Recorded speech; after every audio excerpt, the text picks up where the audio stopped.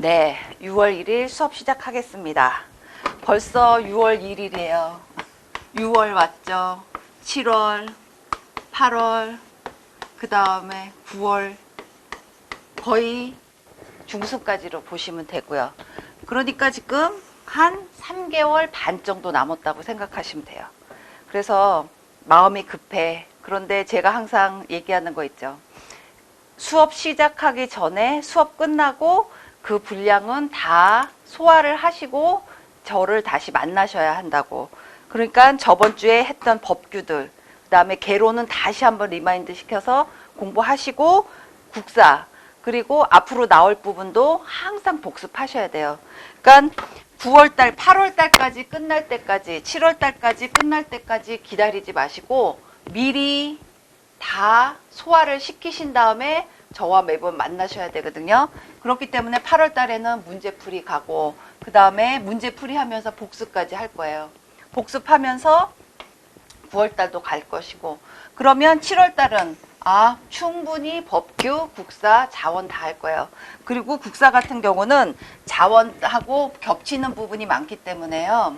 제가 국사 시간에 많이 언급하지 않은 부분은 또 자원 시간에 다시 얘기할 겁니다. 그러니까 걱정 마시고 저 따라오시면서 지금 수업에 충실하셔야 돼요. 책 굉장히 많이 갖고 다니시면서 보셔야 되고요. 그리고 요약본 나름 정리해서 여러분 자신이 가장 간단하게 볼 수 있는 방식을 찾으셔서 공부를 시작하셔야 돼요. 지금 보면 지능법 같은 경우는 그 전에 4개 법을 다 했어요. 그 4개 법이 다 소화가 돼야 지능법이 또 가능한 겁니다. 왜냐하면 국제회의 얘기도 나오고 기본법 얘기도 나오고 기금 얘기도 언제 어디서 나올지 몰라요. 그렇기 때문에 어찌 보면 법규처럼 굉장히 솔직하고 또 단순하기도 하고 또 정직한 과목도 없어요.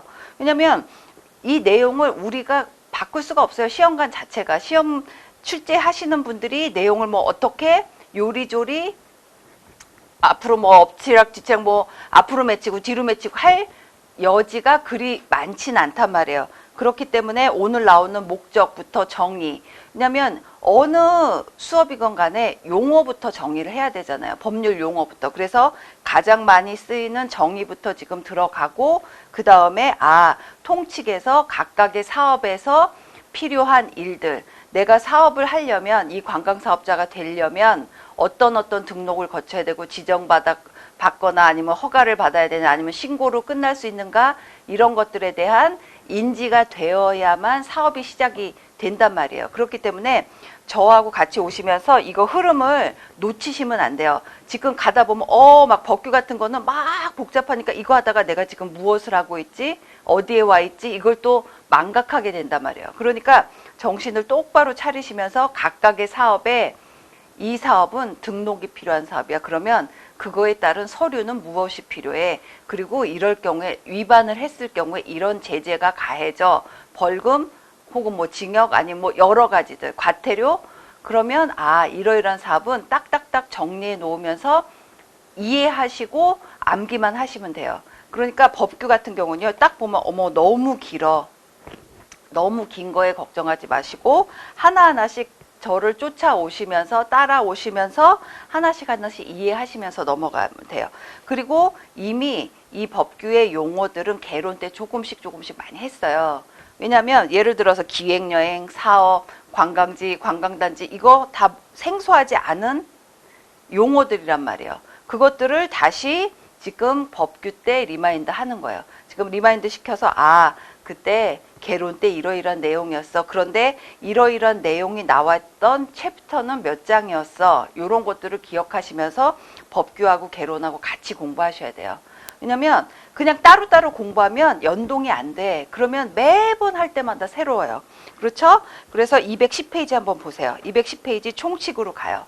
저번 시간에 지금 관광진흥법의 구성은 이렇게 됐었어. 그러면 공부를 하다가 내가 지금 어디에 와 있지? 또 생각이 안 되면 이 구성을 다시 보시면서 지금 3절에서는 관광 숙박업 했고 이용시설업 하고 있는 거야. 4절은 카지노업 하고 있어. 총칙이 관광사업부터 해서 벌칙까지 해서 관광진흥법은 86조로 이루어져. 이렇게 기억하시면서 딱딱딱 구성을 해야 돼요. 그냥 너무 한 용어, 한 단어에 집착하지 마시고요. 구성을 전체적으로 다 보셔야 돼요. 구성 본 다음에 여기에 필요한 용어들은 이런 것이야, 이런 것을 하나씩 맞춰가면서 퍼즐을 끼우듯이 공부를 하셔야 이것이 나중에 우리가 국사만 이제 법규 빨리빨리 할 거거든요. 빨리 하고 국사 공부할 적에 다시 법을 기억할 적에 굉장히 그 당시에 굉장히 도움이 많이 된단 말이에요.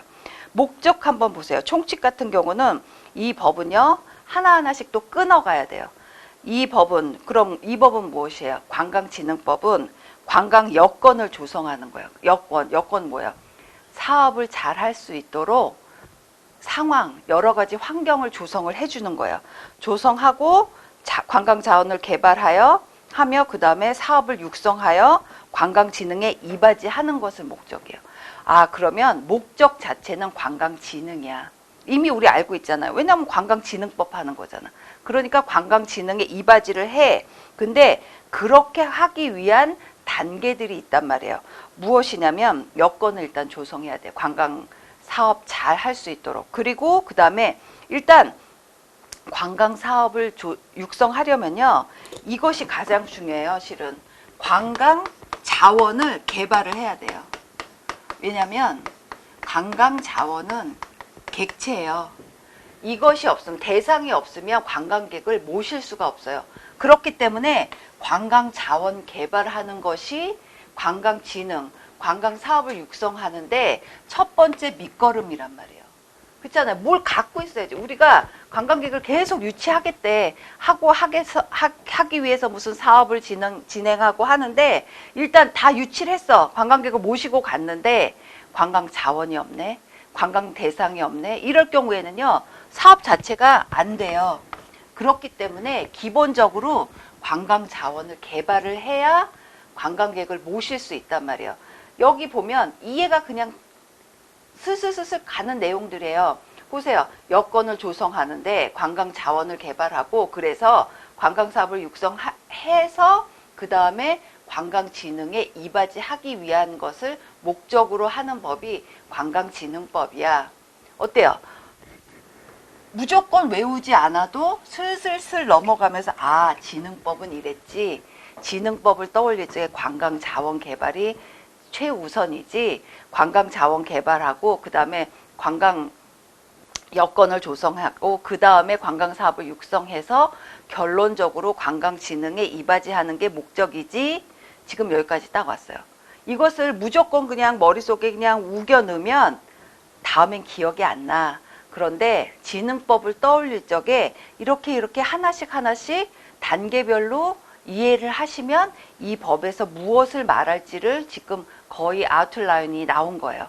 그러니까 개요가 나왔어. 목적이 이렇대. 그러면 앞으로 분명히 여건 조성하는 얘기가 나올 것이고 관광 자원 개발을 어떻게 하느냐에 대해서 얘기가 나올 것이고 그 다음에 사업을 육성하고 그 다음에 결론적으로 관광진흥에 이바지하는 법을 단계를 밟아 가겠지. 이제 예측이 가능해야 되는 거예요. 그래서 목적이 그것이에요. 목적은요 절대로 안 나올 리가 없어요. 절대로 100% 나와요. 그렇기 때문에 지금 어떻게 돼요? 각각 5가지 법의 목적을 지금 비교해 가면서 키워드를 딱딱딱 잡아가면서 1, 2, 3, 4번으로 나올 테니까 이해만 하셔도 제가 보기에는 2-3문제 맞아요. 목적에서 2-3개, 아주 짜게 나와도 1-2개 정도 나온단 말이에요. 그러면 이것을 우리가 안 외울 이유가 무엇이냔 말이에요. 그쵸? 목적 꼭 체크해 주세요. 그리고 이제 용어의 정의가 나와. 이 용어들은 이제 앞으로 계속 나오겠다는 의미인 거예요. 관광사업 보세요. 1번 관광객을 위하여 운송, 숙박, 음식, 운동, 오락, 휴양 또는 용역을, 이거 개론에 나왔던 얘기예요. 용역까지 나왔어. 그러면 용역은 뭐예요? 서비스잖아요. 제공하거나 그 밖에 관광에 딸린 시설을 갖추어 이를 이용하게 하는 업을 말한 거예요. 딸린 시설이 항상 나와요. 관광에서 보면 항상 딸린다는 말이 나올 거야. 딸려가는 거예요. 그런데 딸린 무엇이냐 이거야. 시설이 필요해. 그렇기 때문에 관광사업은 이것을 이용하게 하는 업인 거예요. 그쵸? 사업이 이거야. 그러면 이번에 관광사업 나는데 여기다 사업자라고 다시 넣으세요. 자가 빠졌어요. 자 넣으면 관광사업을 경영하기 위하여 등록, 허가 또는 지정을 받거나 신고를 한 사람이야. 아, 사업자는 이제 등록, 허가, 그쵸? 그 다음에 또는 지정이 나왔어. 그쵸? 지정 꼭 체크.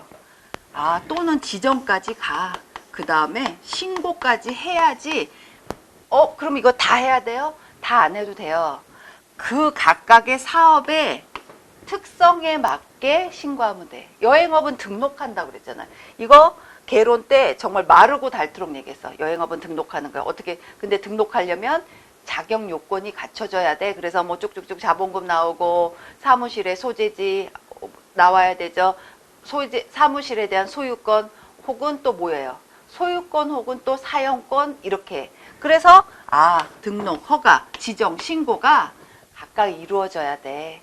그렇기 때문에 이것은 사업에 따라 달라. 그런데 이것을 하고 나서 사업을 하는 사람이 관광사업자인 거예요. 관광 사업을 하고 관광과 관련된 사업을 하시는 분이죠. 그런데 내가 하고 싶다고 해서 하는 게 아니야. 이러이러한 절차를 밟아서 해야지만 관광사업자로 인정을 받는 거예요. 어때요? 여기까지 관광사업자 나왔어요. 기획여행 나왔죠. 이거 개론 때 굉장히 많이 나왔었어요. 기획여행? 기획여행 할 적에 기획여행 하면요. 키워드가 막 딸려 나와야 돼, 이제는. 기획여행 하면 뭐나? 패키지. 제가 이제 머릿속에 떠오르는 기획여행의 개념이 있어요. 기획여행 하면 종류들이 여러 가지가 있어. 최저 출발인원. 뭐 여러 가지 나와요. 계속. 최저 출발인원 나오죠. 그 다음에 광고 얘기 나오죠. 왜냐면 기획여행은 광고 선전에서 관광객을 모집하는 것이기 때문에. 그렇기 때문에 여기 보면요. 키워드 다 나와 있어요. 기획여행. 제가 일부러 우리말에 그렇게 능통하지 않으신 외국에서 살다 오신 분들을 위해서 또 뭐 한자권에 있는 분들을 위해서 한문으로도 한자로도 넣어놨어요. 기획여행은 이거야. 여행업을 경영하는 자가 국외여행을 하려는 여행자를 위하여 여행의 목적지, 일정, 여행자가 제공받을 운송 또는 숙박 등의 서비스 내용과 그 요금 등에 관한 사항을 미리 정하는 거예요. 미리 정하고 이에 참가하는 여행자를 모집하여 실시하는 여행을 말해요. 기획여행에 그러면 이제 여러분이 저하고 한 몇 달 동안 공부하셨으니까 이제 무엇을 키워드로 잡아야 되는지 이제 어느 정도 감이 오실 거예요. 오셔야 해요. 여기 보면요. 미리예요. 미리 해야 돼. 후에 하면 이 기획여행 떠난 다음에 하면 의미가 하나도 없어. 그런데 상식적으로 미리이기 때문에 여기 나오지 않았겠어요, 말이? 후에 할 거면, 이후에 할 거면요, 여기 나올 필요도 없어. 그러니까 우리는 미리에 너무나 집착하지 않아도 돼. 왜냐면 우리는 이미 이해하고 있거든. 그렇지, 미리지. 그리고 한번 기억해 보세요. 기본법 할 적에 뭐 하나가 또 이전에 미리 정기 국회가 시작되기 전에 제출해야 된다 이런 사항도 있었어요. 그것이 무엇인지 다시 찾아보세요. 기본법에 나왔어요. 그러니까 용어로 설명이 되는 거잖아. 미리 해야 되기 때문에. 여기도 보세요. 미리 뭐 30일 전 이런 말은 없어. 하지만 미리 정하고 이런 운송, 숙박, 서비스 내용과 그 요금에 대한 관한 사항을 미리 정하고 이를 참가하는 여행자를 모집하여 실시하는 것. 미리 했기 때문에 그리고 여러 가지를 다 취합을 해서 여행 상품을 기획여행을 만들었기 때문에 당연히 금액이 좀 싸질 확률이 높은 거예요. 뭐 다 그렇다는 건 아니야. 하지만 대부분의 규모의 경제가 빛을 발하기 때문에 우리 여행업의 아버지 있잖아요. 선구자 토마스 쿡님의 법칙을 떠올려 보시란 말이에요. 미리예요. 그러면 그것을 떠올리면 기획여행을 무조건 막 머릿속에 넣으면서 공부하지 외우지 않아도 된단 말이야. 여행자를 모집하는데 모집을 하기 때문에 광고 등 여러 가지 사항들이 이제 이런 광고에는 뭐뭐를 꼭 넣어야 돼. 이런 명시, 그 다음에 법적 구속력이 나온단 말이에요. 일단 그것은 이제 앞으로 공부할 것이고 기획여행 자체는 이런 내용이야 그러면서 넘어가시면 돼요. 그러면서 미리에 체크하고 여행자를 모집하는 거에 체크해서 실시하는 여행이야 머릿속에 넣어두세요. 회원, 관광사업의 시설을 일반 이용자보다 우선적으로 이용해요. 유리한 조건으로 이용하기로 해당 관광사업자와 약정을 한 사람이야. 회원은 그거 회원증 예를 들어서 아주 쉬운 내용으로요. 헬스클럽에서도 회원으로 저 뭐 1개월만 한 달만 할래요. 저 몇 개월만 할래요. 하더라도 뭘 써요. 약정하는 거예요. 회원 얼마.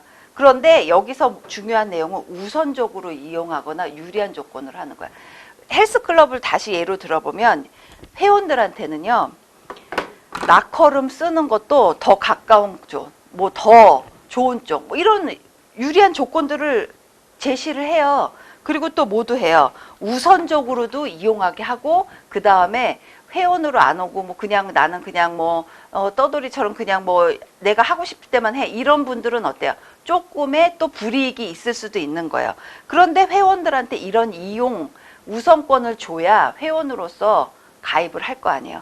지금 보면 관광사업의 시설을 일반 이용자보다 관광사업 시설들 이용할 것들 많아요. 앞으로 나오는데 이런 사람들은 내가 회원이기 때문에 이런 게 있어야 돼. 페이버가 주어져야 돼. 어떤 우선권, 혜택 이런 거 유리한 조건들. 그래서 관광사업자와 이런 분들을 약정하는 거예요. 약속하여 정하는 거죠. 그러면 회원과 공유자 얘기가 자꾸 나올 거예요. 회원 그 다음에 공유자는 공유하는 사람이죠. 그런데 어떤 그 형태가 더 법적 구성용이나 여러 가지에서 더 강한지 한번 보자고요. 공유자는 단독 소유나 공유의 형식으로 관광사업의 일부 시설을 관광사업자로부터 분양받은 거야. 분양이 나오는구나. 그러면 공유자는 분양을 받은 사람이에요. 분양. 우리 아주 쉽게 아파트 분양 생각해 보세요. 관광사업의 시설물 분양받았대. 그 뭐 객실을 분양받을 수 있어. 요새 호텔이나 이런 데 리조트 같은 데도요. 객실을 또 분양도 많이 해요. 왜냐면 그것이 공정을 건축을 하는데 자금이 많이 필요하잖아. 그렇기 때문에 공정률이 적어도 20%만 되면 회원 모집 아니면 분양까지 할 수 있단 말이에요. 앞으로 그거에 대한 법은 또 나올 거예요. 분양을 받은 사람은 토지나 건물 등을 나눠서 파는데 그것을 그러면 회원보다는 아무래도 분양받은 사람이 더 우선권이 있지 않겠어요? 난 완전 산 거잖아. 회원은 그냥 시설물을 이용하기로 한 사람이야. 그래서 유리한 조건으로 이용하기 위해서 어떻게 돼요? 약정한 사람이야. 그러면 회원은 약정이고 공유자는 분양이야. 그쵸? 이 차이가 있는 거예요. 그래서 앞으로 이제 자꾸 그 얘기가 나올 거예요. 회원 혹은 공유자 막 이런 얘기가 나올 거거든요. 그럼 머릿속에 요런 차이가 있었지 기억하시면 돼요. 그리고 관광지 나와요. 관광지 매번 나오는 거 세트 있잖아요. 개론 때 정말 제 생각에 한 20번, 30번 한 것 같아요. 관광지, 관광단지, 관광특구. 완전 쌍이었어. 지 보세요. 관광지야 땅지자 들어갔죠.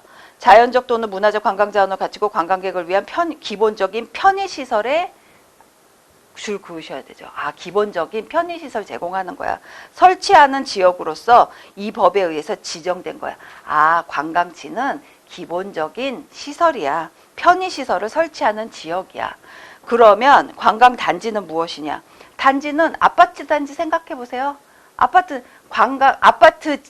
자체하고 아파트 단지는 개념이 틀리단 말이야.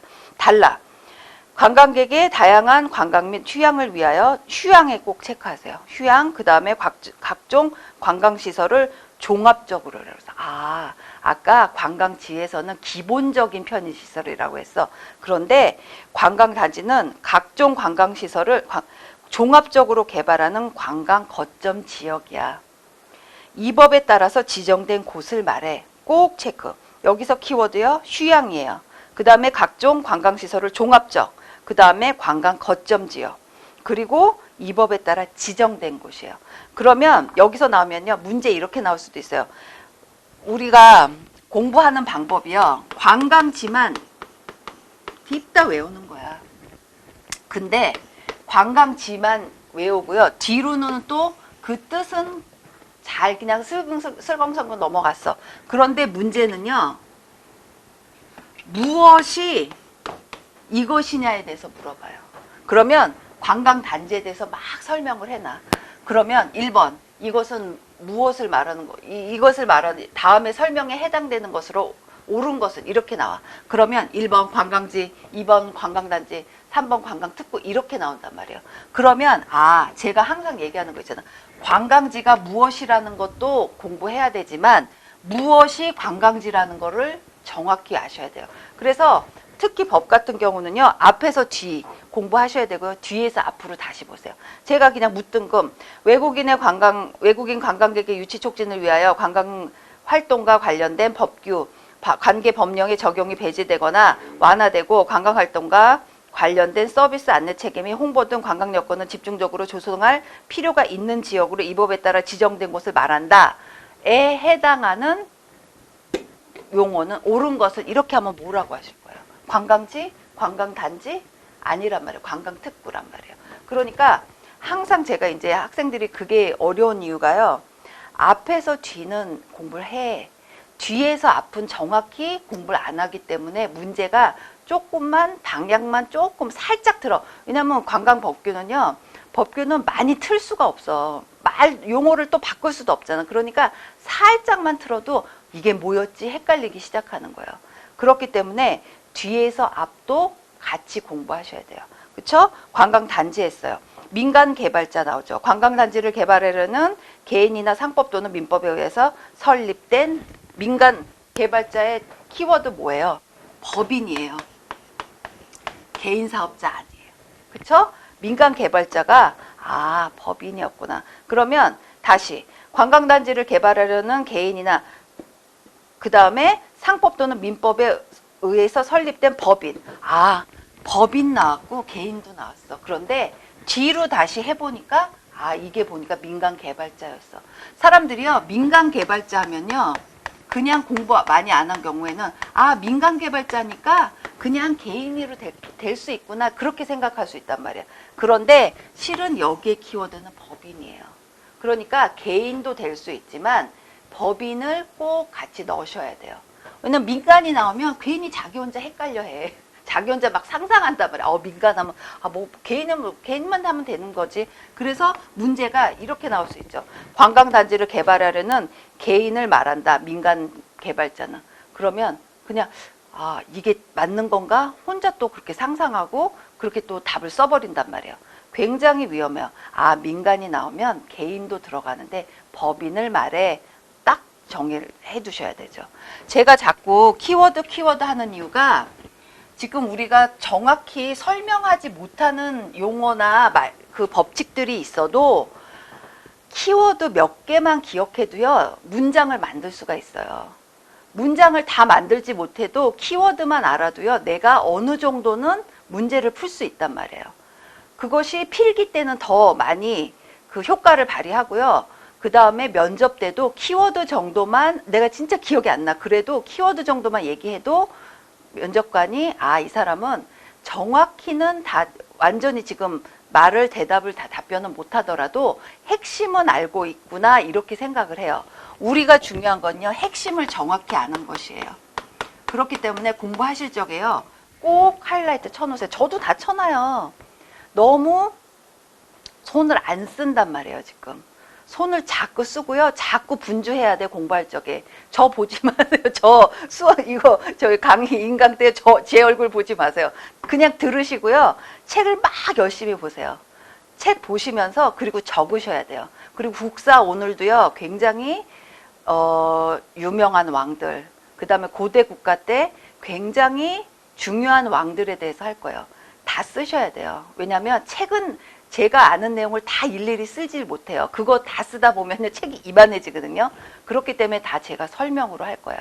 핵심적인 내용들은 다 적어놨지만 밑그림들은 제가 설명을 하기 때문에 그 내용들을 다 받아 적으시면서 나중에 키워드로 다 쓰셔야 돼요. 그렇게 하셔서 공부를 해야 되지 그냥 설렁설렁 넘어가면요. 정말 시간 낭비만 될 수 있어요. 학생들이 하는 얘기가 그거예요. 그냥 수업 시간에 다 알아듣는 것 같대. 근데 가서 공부하려면 아무것도 적은 게 없으니까 남는 게 없단 말이에요. 그러니까 정확히 하셔야 돼요. 왜냐면 지금 우리는 되게 세밀해야 될 필요도 있어요. 지금. 왜냐면 지금 필기하고 면접에 들어갈 거잖아요. 그러니까 자꾸 쌓아 놓으셔야 돼요. 조성계획 보세요. 9번에. 관광지나 관광단지의 보호 및 이용을 증진하기 위하여 필요한 관광시설의 조성과 관리에 관한 계획이야. 아, 조성계획은 조성과 관리가 같이 들어가대. 그쵸? 관리해야 되죠. 그렇잖아요. 요새는 다 관리 시대잖아. 남성들도 또 피부 관리 하시죠. 하물며 지금 관광지나 관광단지의 보호 및 이용을 증진하기 위해서는요, 조성과 관리가 필요해요. 제가 얘기한 적 있잖아요. 예전에 한 십몇 년 전, 불과 오래지 않아요.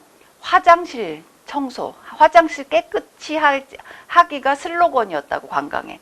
그게 하나의 관리예요. 왜냐면, 그게 무슨 그렇게 중요해? 중요했어요, 그때는. 왜냐면 외국인들이 오셨을 적에 제일 중요한 부분이 그거였거든요. 근데 지금요, 어느 빌딩을 들어가도 막 경악할 정도의 그 환경을 갖고 있는 데 그리 많지 않아요. 관광지도 마찬가지죠. 그러니까 관광지 여러분이 가셔서 관광지 가시면 입장료 내시고 뭐 사 먹고 뭐 여러 가지 하시잖아요. 그런 세금들이 다 거기에 모이고 쌓여서 청소하고 관리하는 거예요. 조성 계획도요, 조성과 관리에 관한 계획을 말하는 거예요. 그러니까 지금 하나하나 줄 쳐가시면, 자로 대면서 하나하나 다 이해하면서 넘어가야 돼요. 이걸 지금 정확히 베이스를 잘 이해하지 못하면요, 앞으로 나올 용어들을요, 이해하기가 어려워요. 그러니까 제가 그래서 자꾸 잔소리를 하는 거예요. 저 잔소리 하는 거 싫어하는 거 아시잖아요. 싫어하지만 어떻게 해요? 공부는 잔소리를 제가 해야 된다고 생각해요. 왜냐하면 여러분들은 지금 셀프로 공부를 하시는 분들이라, 제가 앞에서 막 그 인강 보시는 분들은 다 그렇잖아요. 그러면 그걸 안 하면 자극을 주는 사람이 없어. 그래서 저 같은 사람도 필요한 거예요. 보세요. 이제 지원시설이 나와. 지원시설의 설명 보세요. 관광지나 관광단지의 관리, 운영 및 기능 활성화에 필요한 관광지 및 관광단지 안팎의 시설들이야. 안과 밖의 시설들 말하는 거구나. 그쵸? 그것이 뭐예요? 그것이 지금 지원시설이야. 넘어가시면 돼. 이렇게 지원시설이, 이것이, 이거 별거 아닌 걸 무슨 또 이런 법령까지 넣어놔. 이것이 있어야 여러 가지 그에 따른 세부 시행령, 규칙들이 나오기 때문에 꼭 필요하기 때문에 내용들을 써 주신 거예요. 지원시설 나서 그다음에 관광특구, 아까 제가 읽어드렸어요. 관광특구 정말 목이 메이도록 얘기했어. 근데 관광특구의 첫 키워드는요, 외국인이에요. 그래서 외국인 관광객의 유치 촉진 등을 위하여인 거야. 여기 키워드. 그쵸? 그리고 또 키워드 쭉쭉쭉 넘어가다 뭐 있어요? 관광 활동과 관련된 서비스 안내 체계 및 홍보 등 관광 여건을 집중적으로 조성할 필요가 있는 거야. 그렇기 때문에 여기에는 관광특구에는요, 여러 가지 법령들을, 규제들을 좀 완화시켜 주는 거예요. 왜냐하면 외국인 유치 촉진하려니까 어떻게 돼? 관광 여건을 집중적으로 조성할 필요가 있어. 우리 처음에 목적 나올 적에 무슨 얘기했어요? 관광 여건 조성하는 거잖아요. 다 연결된 거예요. 그러니까 이것이 법이 의미 없이 여기 쓰여진 건 없어요. 정해진 건 없어. 다 여건 조성하고 관광 진흥해야 되고 관광사업 육성하고, 그런데 육성하려면 관광 자원부터 개발을 해야 되는 거야. 그쵸? 그러니까 지금 제가 자꾸 혼자 공부하실 적에 셀프 스터디 하실 수 있는 방법들을 알려드리는 거예요. 저 사실은 이거 쭉쭉쭉 외워가면서 이거 줄 치세요. 이거 하세요. 그럼 저도 되게 편해요. 그렇게 하면 뭐 침 튀겨가면서 얘기할 필요 없죠. 그런데 조금 더 이해가 가능한 방식들을 알려드리는 거예요. 왜냐하면 머릿속에 무의식적으로 남는 게 굉장히 중요하거든요. 그러니까 쭉쭉쭉 제가 막 이거 줄치세요. 이거 주세요. 이렇게 안 해요. 시간이 들더라도 자꾸 키워드를 알려드리고 혼자 공부하실 적에 이쯤 되면 키워드를 알 수 있는 단계까지 오르게 하기 위해서 제가 지금 자꾸 설명을 드리는 거예요. 관광특구 나왔어. 지정된 거야. 그런데 관광 여건을 집중적으로 조성할 필요가 있어. 왜? 외국인 관광객을 유치하기 위해서 여기 꼭 적으셔야 돼요. 그쵸? 왜냐면 관광지, 관광단지, 관광특구는요 그냥 쌍이에요. 세트예요. 그러니까 언제든지 문제. 이거요 개론 같은 경우는요 지금 우리 사실 개론 공부도 하고 있는 거예요. 개론하고 법규하고 다 지금 합치되고 있어요. 완전 다 연동돼서 지금 분명히 법규 개론 시험 볼 적에요 법규가 딱 나올 거예요. 그러면 막 화가 나. 화가 치밀어. 왜 지금 난 개론 시험을 보고 있는데 저기 관광 특구가 나고 관광 법규가 나와 무등금. 그게 개론의 문제의 특성인 거예요. 법규 문제가 막 나와. 개론 공부할 적에 자원 문제 나오고요. 국사 문제 나와요. 그러니까 그것을 항상 생각을 해가면서 같이 펴보시면서 기억 안 나면요. 기억 안 나면 어때요? 우리 시험 보기 전인데. 시험 보기 전까지 자꾸 반복을 하셔야 돼요. 여행이용권 나왔어요. 이 여행이용권도요. 말도 못하게 많이 나왔어요. 제가 보기에는 한 40번은 나온 것 같아요. 왜냐면 그쵸? 이거 드디어 나왔어요. 관광 취약계층, 여행 취약계층. 여기 키워드 뭐예요? 관광 취약계층. 이 관광활동을 영위할 수 있도록 금액이나 뭐를 수량, 금액 있죠? 얼마, 수량, 몇매 뭐 이런 것들을 전자적 또는 자기적 방법에 의한 기록을 포함한다에 이와 같다 된 뭘 말하는 거예요? 증표 말하는 거예요. 아, 증표? 우리 또 영어로 알고 있잖아요. 영어로. 바우처. 그쵸? 기억하실 거예요. 그런데 여행 바우처였어. 그쵸? 관광 취약계층 있어요. 관광 취약계층 앞으로 이제 다 설명할 거지만 이미 개론 때 공부했어. 노약자분들, 뭐 장애인분들, 아니면 저소득, 뭐 저연령층 이런 분들. 그쵸? 여기에 다 들어가요. 그러면 전자적은 뭐야? 전자적은 일렉트로닉. 마그네틱은 자기적인 거죠. 이런 방법으로 증표를 만드는 거야. 증서를 만드는 거죠. 요새는 이런 거 많이 안 쓰지만 예전에는 다 일일이 호텔을 뭐 체크인을 할 때나 심지어 뭐 그 터미널, 공항 터미널 가서 낼 적에도 다 바우처로 냈어. 티켓으로 냈어. 지금은 많이 안 하죠. 그래서 거의 다 전자적이야. 그런데 이 여행이용권은 마그네틱이 들어갈 수도 있는 거죠. 아무튼 간에 법적으로 여행이용권은 전자적이건 자기적이건 이런 증표로 수량이나 금액이 정의가 된 거야. 쓰여져 있는 거야. 그렇죠? 이것이 기재된 증표를 말하는 거야. 요거 문제 난 적 있어요. 제가 옆에 중요라고 적어놓은 부분 있죠. 이거 다 굉장히 다 중요한 거예요. 이거 사실 중요한 부분도 안 적어도 돼. 그런데 여러분이 좀 더 주의 깊게 집중적으로 보시라고 옆에 중요라고 넣어놓은 거예요. 중요 안 넣어놔도 되는데 중요 넣으라고요. 저희 여담이지만 저기 편집하시는 직원분들이 굉장히 힘드셨어요. 제가 막 중요도 되게 많이 넣어놓고 막 여러 가지 막 한자도 막 넣어놓고 그래서 사실 그렇게까지 하지 말았어야 하는데 그렇게까지 해서 굉장히 많이 힘들어 하셨어요. 그러니까 힘들게 나온 교재가 이 교재예요. 그러니까 잘 이용을 하셔야 돼요. 보세요. 여행 이용권 있죠? 그리고 12번에 문화관광 해설사가 나와요. 아, 근데 관광통역사는 왜 안 나오고 문화관광 해설사? 문화관광 해설사에 대한 부분이요. 또 큰 카테고리 또 설명들이 나와. 그렇기 때문에 문화관광 해설사에 대한 부분을 아예 법령의 용어로 넣어놨어요. 보세요. 관광객의 이해와 감상, 체험 기회를 제고하기 위하여 역사, 문화, 예술, 자연 등 관광자원 전반에 대한 전문적인 해설을 제공하는 분을 말해요. 이런 분들을 제공하는 자가 이런 분들이구나. 지금 사람으로 따지면요. 민간개발자 나왔죠. 문화관광 해설사 나왔죠. 그 다음에 여행이용권 관련돼서 관광 취약계층 나왔고 그 다음에 회원 나오고 공유자 나오고 그랬어요.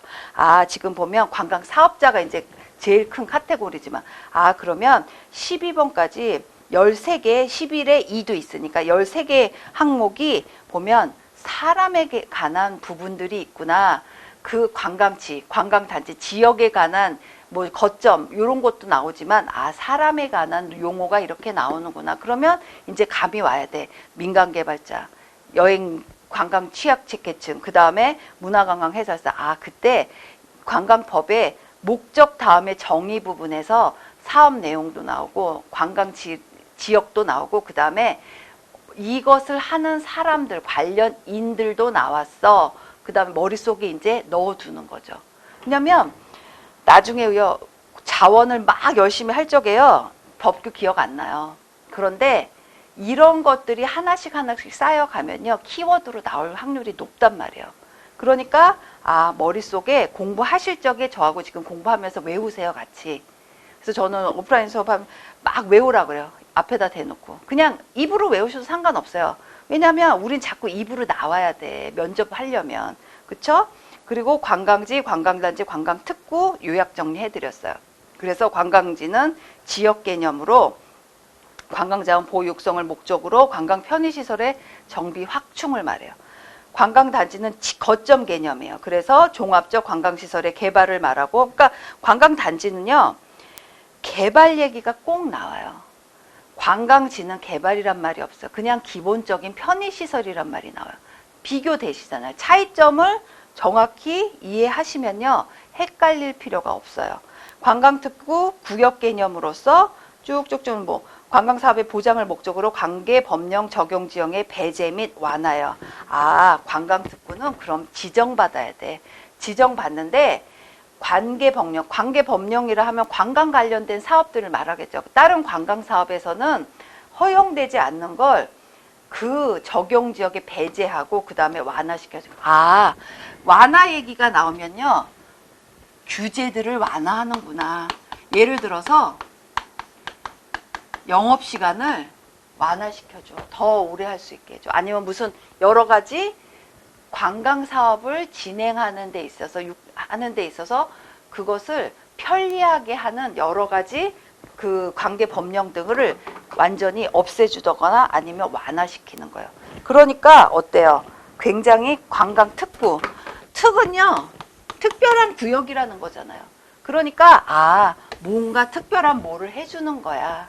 그런데 특은 대상이 외국인 관광객이야. 이것을 머릿속에 이해만 하셔도요, 나중에 공부 안 하고 한번 다시 덮고 볼 적에 그때 교수님 그러셨어, 이제 이해가 가는 거예요. 그쵸? 제가 자꾸 혼자 공부하실 수 있는 방법 얘기해 드리고 있어요. 그리고 이제 관광사업으로 들어가요. 정의, 목적과 정의가 나왔어. 그 다음에 통칙에서 이제 관광사업 각각의 종류가 무엇인지 나올 거야. 종류 되게 중요하죠. 제가 개론할 적에 법규할 적에 더 자세히 공부할 거니까 이러이러이러한 항목들이 있다는 것만 외우시고 이제 법규 때 더 자세히 해요, 이랬었어요. 그러면 이제 자세히 할 타이밍이 온 거야. 관광사업의 종류 보세요. 이제 제3조로 들어가요. 1항 보면 관광사업의 종류는 다음과 같다. 각호와 같아. 1호 보면요, 여행업은요, 요것도 개론 때 다 나왔던 내용. 여행자 또는 운송시설, 숙박시설, 그 밖에 여행에 딸리는 시설의 경영자 등을 위하여 그 시설 이용 알선이나 알선. 그 다음에 계약 체결의 대리해 주는 거예요, 중간에. 그리고 여행에 관한 안내, 그 밖에 여행 편의를 제공하는 업이요. 그렇죠. 이 안에 다 들어가 있어요. 관광시설 이용을 알선해줘. 막 저거 중간에서 알선해 주는 거 있죠. 그래서 여행업을요, 가장 이해가 안 가시면 공인중개 사무소, 공인중개 하시는 분들의 업을 한번 기억해 보시라고 했어요. 그분들도 알선해 주시는 거예요. 실무를 갖고 있지 않아, 아무것도.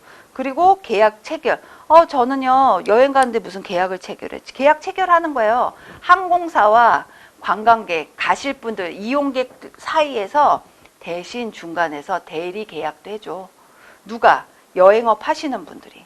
그리고 여행에 관한 안내, 그 다음에 편의를 제공하는데 이 편의에는 모두 들어가. 비자 발급도 대신, 우리 여행사에서 떠나시는 분들은 어때요? 비자 발급을 우리가 일반적으로는 일반 손님들은 안 받는데 우리 여행 상품을 써서 나가실 분들은 편의를 제공하는 개념으로 비자 발급도 해드릴 수 있는 거야. 어른들 막 60대, 70대 되시는 어른들이 가시는데 그분들한테 단체로 가셔, 몇십 분이.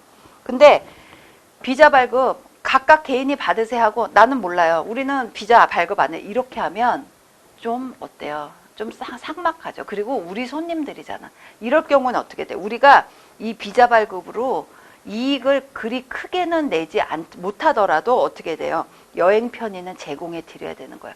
특히 여행은요, 이런 변수들이 많아요. 뭐 심지어는 우리 쪽으로 나간, 우리 여행사에서 나간 학생들이나 뭐 손님들이 뭐 자기 집이 연락이 안 된다고 전화를 해달라는 경우도 있어.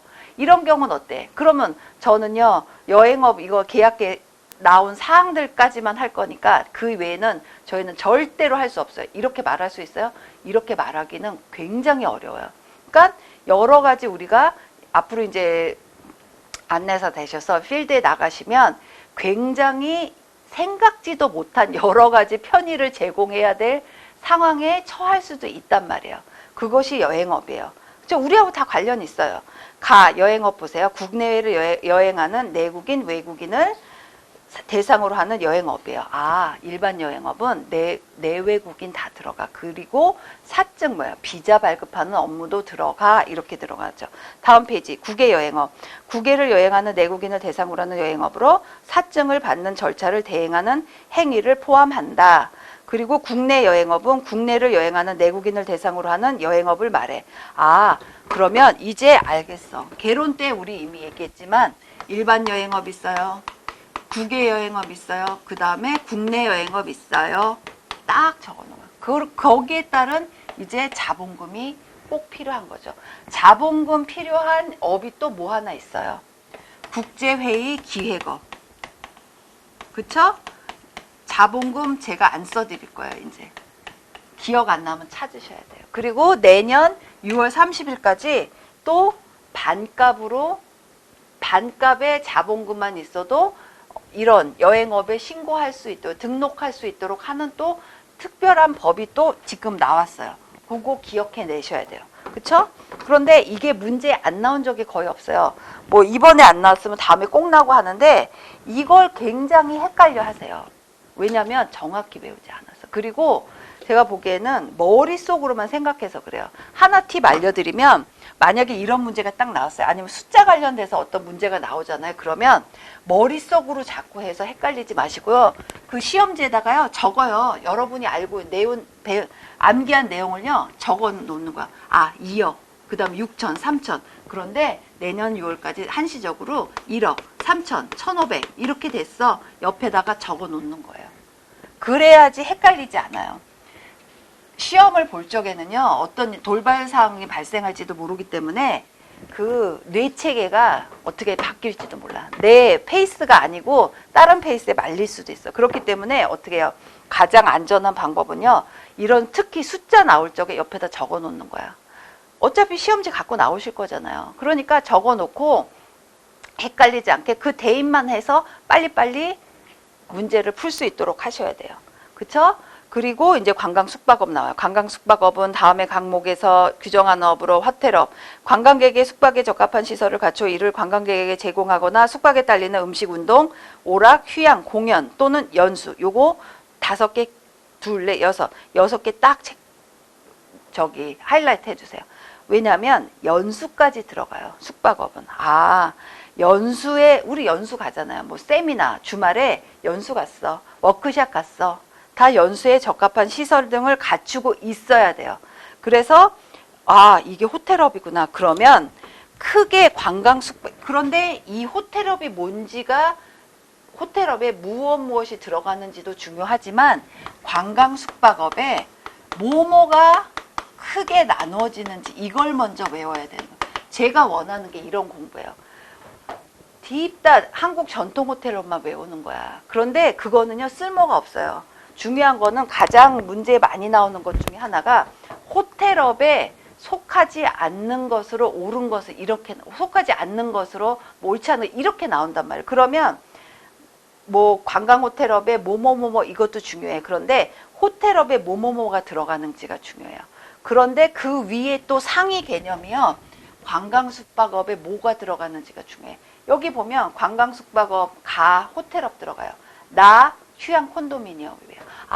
그러니까 관광 숙박업은 크게 호텔업과 뭘로 나뉘어져? 휴양 콘도미니엄업. 그쵸? 이것이 중요한 거예요.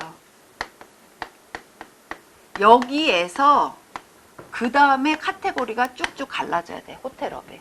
쭉쭉 나와야 돼. 그쵸? 그러니까 지금 이렇게 나뉘는구나. 지금 무조건 이것만 외우면 지금 내가 무엇을 하고 있는지 몰라. 그런데 이것에 가기 위해서 관광 숙박업부터 알아야 돼.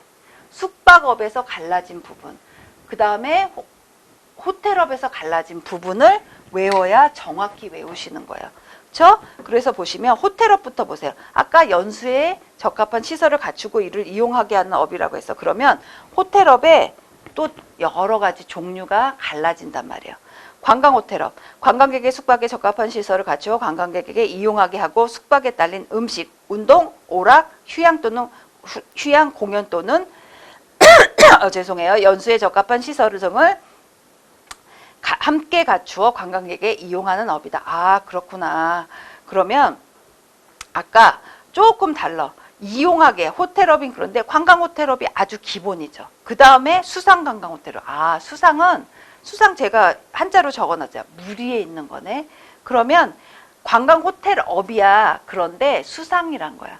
물 위에 떠 있어. 수상의 구조물 또는 선박을 고정하거나 메어놓고 관광객의 숙박에 적합한 시설을 갖추거나 부대 시설을 함께 갖춰 관광객에게 이용하게 하는 법. 아, 이제 호텔업에 관광호텔업 나왔어. 그 다음에 이제 수상 관광호텔업 나왔어. 아, 지금 하나 나왔고 2개 나왔어. 그쵸? 지금 하나씩 퍼즐 맞춰 나가는 거야. 그리고 이제 한국 전통 호텔업이 나오네. 그러면 한국 전통의 건축물에 관광객의 숙박에 적합한 시설을 갖추거나 부대 시설을 함께 갖추어 관광객에게 이용하는 업이야.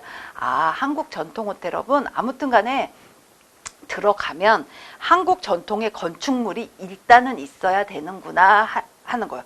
그리고 적합한 시설이 있어야 되는구나 머릿속에 넣으시면 돼요. 아, 이제 또 하나 나왔어. 한국 전통 호텔업. 아, 3개째 나왔네. 그리고 이제 가족 호텔업이 나와요. 가족 호텔업 보면 전통 호텔업이나 가족 호텔업이나 뭐가 틀려, 뭐가 달라 이러죠. 보면 가족 호텔업은요, 가족 단위 관광객의 숙박에 적합한 시설 및 뭐가 들어가요? 취사도구. 이게 중요해요. 그러면 한국 전통 호텔업에서는 밥 못 해 먹어요? 취사도구 없어요, 거기는. 그렇기 때문에 한국 전통 호텔업은요, 밥도요, 원하면 아침 조식도 다 차려서 제공해줘요. 이제 그 금액을 더 내셔야 되죠. 그러니까 가족 호텔업은 가족 단위가 가기 때문에 취사도구도 갖추어져 있구나. 관광객에게 이용하게 하거나 숙박에 딸린 음식, 운동, 휴양 또는 연수에 적합한 시설 함께 갖춰 관광객에게 이용하는 업이구나. 절대로 헷갈릴 일이 없죠. 가족이 가니까 내 머릿속에 어떻게 취사도구 넣어야 돼. 그렇지 않아요? 가족들이 가면 뭐 물 하나라도 갖다 먹어야 되고 그 다음 또 뭐 해야 돼? 뭐라도 해먹고 싶잖아. 지금 한국 전통 호텔업하고 비교가 되는 가족 호텔업이 나왔어. 저라면 취사도구에 더 하이라이트를 그어 놓겠어요. 그리고 호스텔업은 호스텔 맨날 호스텔 했어. 외국에 호스텔 하면요, 여러분이 이제 머릿속에 떠올라야 돼요. 뭐가? 저가, 저연령층, 비교적 저연령층, 그 다음에 뭐예요? 그리고 공동 취사장, 이제 키워드가 막 쏟아져 나와야 돼. 호스텔 하면. 그렇잖아요. 지금 개론 때 이거 얼마나 많이 얘기했었냐고요. 그렇죠? 그러면 배낭여행객 등 개별 관광객의 숙박에 적합한 시설로서 샤워장, 취사장 등의 편의시설과 외국인 및 내국인 관광객을 위한 문화정보 교류 시설 등을 함께 갖추어 이용하게 하는 거. 그렇구나. 호스텔업 하면 이제 배낭여행이 제일 먼저 나와. 유럽 배낭여행 갈 적에요, 학생들이 무슨 돈이 있어서 호텔에 맨날 빵빵 들어가겠어요. 호스텔에 대부분 머물고, 그리고 뭐 경제적으로 여유가 있으신 분들도요, 호스텔에 가서 전 세계 여러분들하고 만나고 싶어 하는 분들도 계세요. 그런 성향을 가진 분들은. 그러니까 어때요? 배낭여행객과 그 다음에 개별 관광객이 갈 적에 거의 뭐 4인실, 뭐 6인실, 8인실 이렇게 묵으시기도 하죠. 그러면 샤워 시설이 있어야 돼. 그 다음에 취사장이 있어야 돼. 그리고 뭐가 있어야 돼? 정보 교류 시설이 있어야 돼. 지금 한국에도 호스텔 있어요. 그래서 이것을 함께 갖춰 이용하게 하는 업이야. 그러면 키워드 다 나왔어. 호스텔업은 배낭여행객, 개별관광객, 그 다음에 샤워장, 취사도구, 취사장, 공동 취사장이죠. 취사 도구라는 거는 개인적으로 개인 뭐 가족 단위로 쓸 수 있는 거고 취사장이란 거 공동이란 말이야. 그렇죠? 그래서 취사 도구 갖추고 그 취사장 갖추고 그다음에 외국인 및 내국인 관광객을 위한 문화 정보 교류 시설도 있어야 해 하는 거야. 외국인이 들어가면요. 교류 시설이 있어야 돼요. 그렇죠? 여기까지 하고 잠시 쉴게요.